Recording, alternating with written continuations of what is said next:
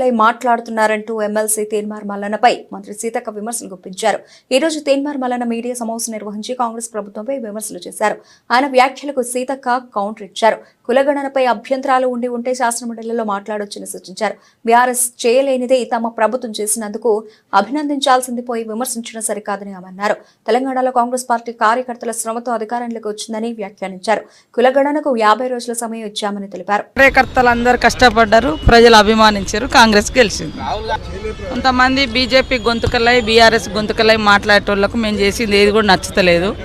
బీజేపీని చేయమంటే దేశంలో సాధ్యం కాదని బీజేపీ నాయకులు ఇక్కడ సన్నాయి నొక్కులు నొక్కుతారు. మేము చేసింది మాత్రం అబద్ధమని ఒక దిక్కు బీజేపీ మాట్లాడతారు, వాళ్ళ ఫాలోవర్స్ వివిధ రూపాలలో ఉన్న వాళ్ళు మాట్లాడతారు.